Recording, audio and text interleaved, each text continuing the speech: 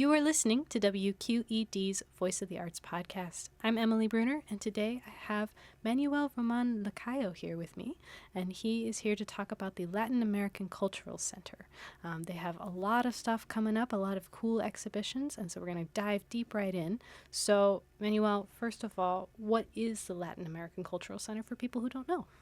Yes, the Latin American Cultural Center, or LACC, as I will go forth from here, is a relatively new cultural institution in Oakland. Mm-hmm. It is the, let's say, the foot on the ground for the Latin American Studies Association. Latin American Studies Association is the largest Latin American studies-focused scholarly association in the world, with about 13,000 members.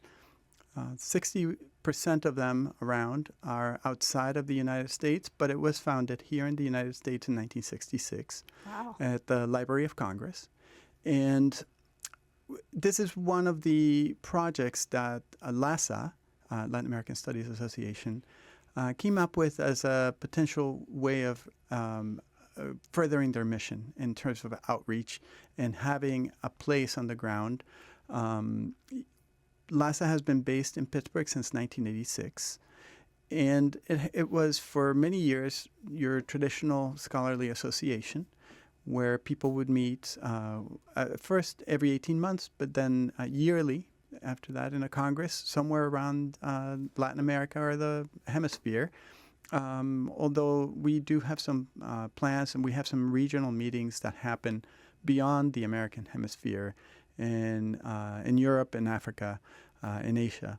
And the idea behind LACC is to have a space where our offices would be housed, which they are. The LACC headquarters are there. And then also have an exhibit space to further the work that our scholars and members do, which it ranges in basically any pursuit related to Latin America as a region, as a hemispheric zone, but also the diasporas that come from Latin America, and also, in pardon the long answer, but the Latin America seen in its broader dimension. So it's not just, as some people typically consider it, the Spanish-speaking part of the American continent.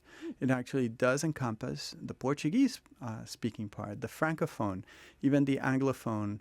And of course, in Latin America, in the name, there's an exclusion of the first peoples of the continent, right? Indigenous people who have no Latin or European linguistic affinity.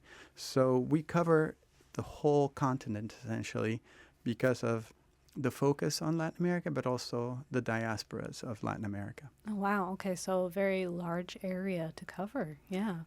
And so you have a bunch of exhibitions in your space, and it's a relatively new building, right? You guys recently bought it. Well, we recently bought it, but it's actually a 112-year-old building. Okay. Where the Western Pennsylvania Historical Society used to be. And that society left the building when they created the Heinz History Center. Yeah. And so the building is the antecedent to the Heinz History Center. And it was expanded in 1930 to the current footprint that it has. And then it had any number of other functions between the time that they left in the 90s and until we purchased it in 2019. So it is new in the sense that there are a lot of areas that have been renovated. It's been updated, and we're still reaching code in terms of full accessibility for people with mobility challenges. But essentially, it's been remade in our partially in its former glory, but also in looking towards the future. Wow. I didn't know that building was that old. Amazing. That's really cool to have this association and the center be in this historic building in Pittsburgh. Yeah. Yeah, indeed. And, we have, in addition to, let's say, meeting spaces that we use, but also rent, for events and celebrations, we have 2 permanent exhibits on Latin America. One is essentially, if you want to think about it, like a natural history museum of Latin America, but also covering aspects of politics and biodiversity and economic challenges and religion, and essentially from the formation of the American continent all the way through to essentially the present. And then the other exhibit, which accompanies it, it's in parallel, is based on or focused on art, architecture, music, film, poetry, and cultural expression. And it's a really, there's interactive exhibit aspects to it where you can actually touch things and guide your own understanding or reflection or experience.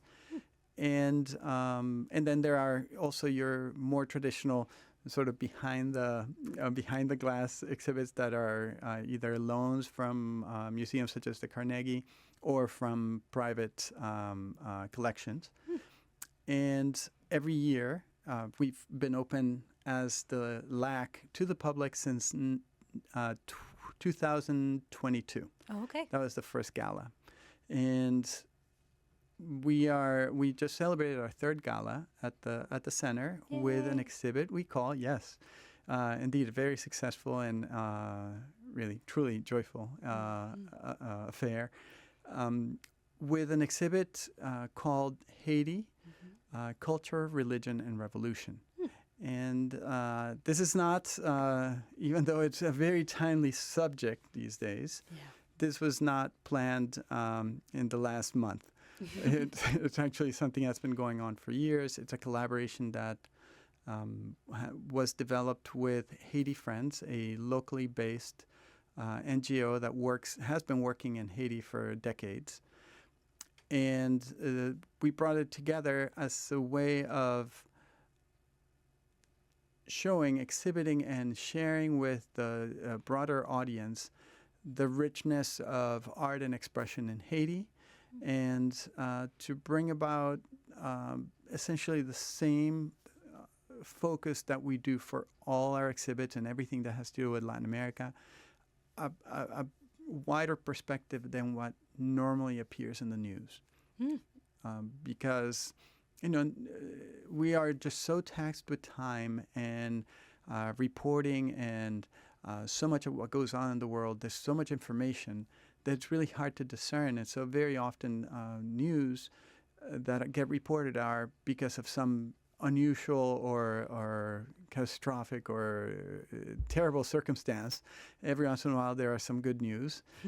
But Haiti doesn't often appear represented in the news in the way that we hope that this exhibit helps to complement. So it's about daily life in Haiti. It's about religious. It's about cultural legacy. It's about the way Haiti as a country came together in 1804 after a successful revolution against the French colonial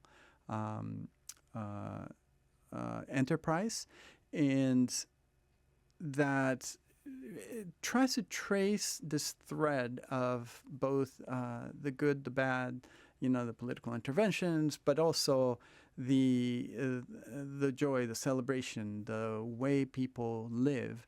Because despite of whatever bad happens in the world, people still, have, as I often like to say, people still get married, they have kids, they celebrate, they have birthdays, they smile, they enjoy their lives in the midst of even some very challenging circumstances. So that's essentially what we wanted to do, and that also followed the wishes of one of the person and the family that is the owner of most of that collection that we're on display, which is the Rossum family, who founded Haiti Friends. Oh, wow.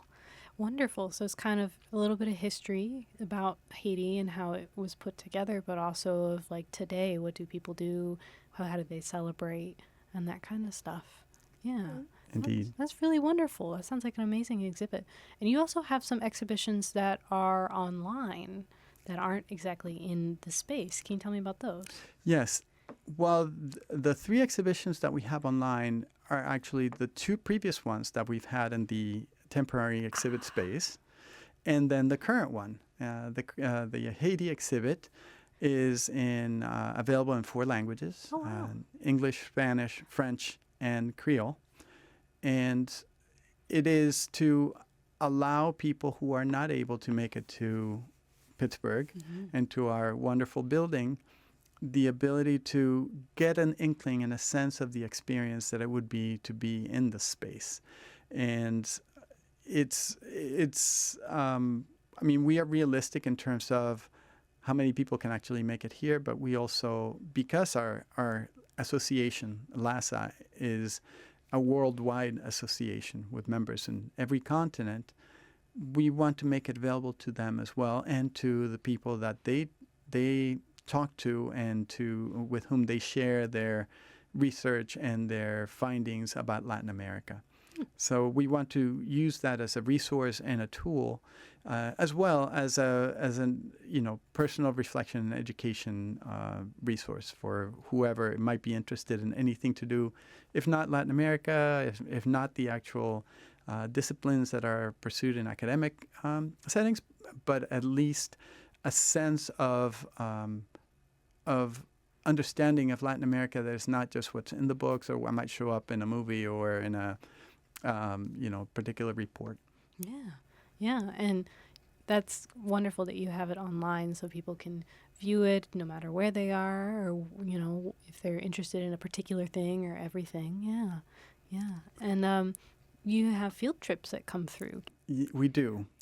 Just a few hours ago, I was very fortunate to introduce to a group of young people an activity on flags and what they mean. And the reason why that activity came around is because one of the featured and most interesting aspects of our Haiti exhibit has to do with sequined flags, which are in and of themselves just an amazing art, just meticulous patience, but also the originality and the way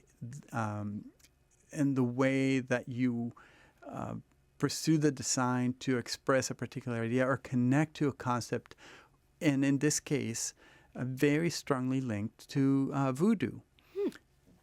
And there are symbols that are sort of the parlance, the alphabet of expression, but there are also other elements of color that have other signifiers, and that group was to look at the flags of Latin America and come up with their own. But that's a sort of activity that we can accommodate at the center. We have normally school groups during the academic semester, sometimes in the summer as well. Though the last 2 summers, it's been downtime for taking down the previous exhibit and coming out and putting together the next one, because we like to be in sync with the academic calendar in terms of our gala celebration, but also the shows that we have. But in addition, we have a film series on Latin America in the fall, and we'll have another one in the spring. And these are 4 Sunday evenings at 6 in the afternoon. We thought that Sunday afternoons could use a little more in terms of opportunities, and we have a wonderful film series that's curated by the person who curates the film festival that LACC puts together for its annual Congress.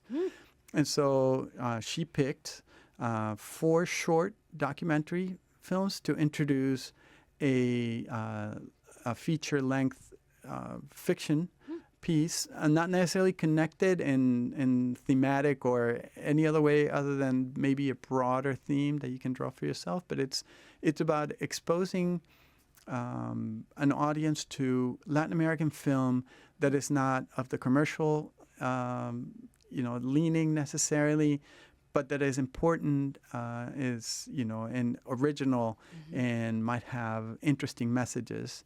And in addition, we're collaborating with Haiti Friends, and on the 10th, which is a week from today, in fact, we have a film that is focused and by a Haitian director. Oh, wow. So that's something that we've started this year in terms of the film series. And, it's one other avenue for people to be able to experience some aspect of Latin America that perhaps they hadn't had the opportunity to in an accessible and really pleasing setting. We will have, for example, on the 17th of November as well, a light up of our and this is not an exclusive theme, but of our Christmas tree, because Christmas, despite the fact that Latin America is no longer majority Catholic or even necessarily majority Christian in their faith and pursuits, it is a season that is very important throughout the hemisphere, really. And so we will join up with the Nationality Rooms at the University of Pittsburgh, and on the same night, we're going to have an open house, and we'll light up our tree, and we'll be inviting local community members, hopefully more than likely school children, to create decorations that we may be able to hang on that. Oh, fun. And then on December 7th, we have a concert, a holiday-themed concert with opera singer Zuli Anerio, Dr. Zuli Anerio, who will be accompanied by a piano. And that will be also to celebrate the holiday season. We'll also have extended hours for the holiday season. Oh, wonderful. So lots of programming to come up and see and experience. That's really exciting. How did you choose to do this particular exhibition, the Haiti exhibition? And how do you choose one subsequently next year and the year after? It's a labor of love, and it's also serendipitous. It's we have a team that gets together and always thinking about what should happen next and how the exhibits can always be better. We have these are experienced people, our advisors. In particular, Dr. Bill DeWalt and Sylvia Keller. They've been around Pittsburgh a lot. Bill DeWalt was, in fact, director of the Center for Latin American Studies, then director of the Carnegie Museum of Natural History. And then he went on to work in other museums in the West Coast, etc. And when he came back after his third retirement, he decided to work with us as an advisor. And so he knows a lot about the local Pittsburgh scene, and then the ideas are brought around, opportunities are sought, and we also try and do it in a way that makes sense relative to the previous exhibit, because we don't want to essentially be known as a museum that just does one sort of thing. And so it might be art, it might be aspects of music, it might be hopefully multiple different media for expression. And I'm not going to say what the next one will be. We're already working on that. But suffice it to say that it depends on what collections are available, because we're also not just to give you a sense of the expectations in terms of the space. We're not as large a museum or anywhere near what a Carnegie would be. We are much more modestly scaled space, so we need to find exhibits that make sense in the space that we have, and that match with interest from our from LACC, as well as what we hope will be an interesting or evocative experience for the audience. Yeah, that sounds wonderful. I know it's a lot of work, especially since, you just put up one and now you're thinking about the next. But it's definitely very fun to see what you all choose to show, curate, and exhibit. So, yeah. And how long have you been with the Cultural Center? Well, I've been at LACC since June. Today is my 4th month. Hey, woo! Though I've known, of course, about LACC for many, many years. Okay. And I was able to finally make this transition in June, having worked at the Center for Latin American Studies at the University of Pittsburgh for the previous 5 years. Wonderful. So you know a lot of Latin American studies and what's going on. And do you have a particular area that you like researching or that you like learning about? Well, I am, by training, I am an archaeologist, though I have worked largely as a consultant through most of my career, but I've worked plenty in museums as well. And my archaeological region is Central America, but in particular Nicaragua, which is where my family is from.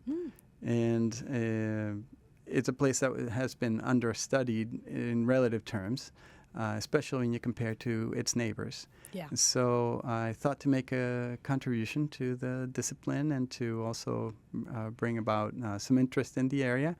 Unfortunately, doing research there is not as easy anymore because of the political situation. Yeah. And so I've chosen to settle in the U.S. for the last 10 years, and it's been great. It's also, coming back to Pittsburgh is always fun, fantastic.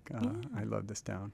Oh, I think it's such a great town too. It's got so much culture and so much arts, and LACC and LACC are just one ways of showcasing that. So, yeah. Is there anything else you want our listeners to make sure they know about LACC and the Latin American Cultural Center?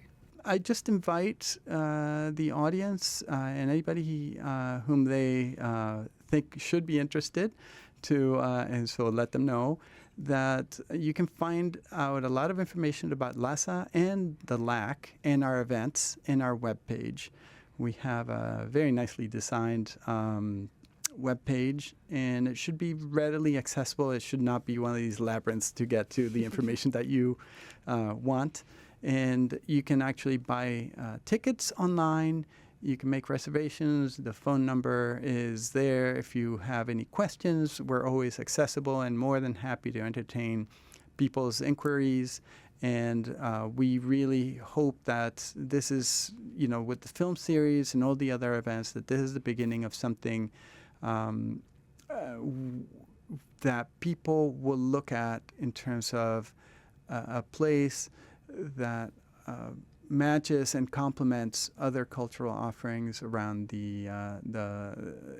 around Pittsburgh, but in particular this fantastic cultural district that we have here in Oakland. Yeah, we have such a great district here, and especially since it's Hispanic Heritage Month for the next couple days, so definitely get a chance to go and see the Latin American Cultural Center and visit LACC and all of that. Well, yeah. Manuel, thank you so much for talking with us today. Thank you.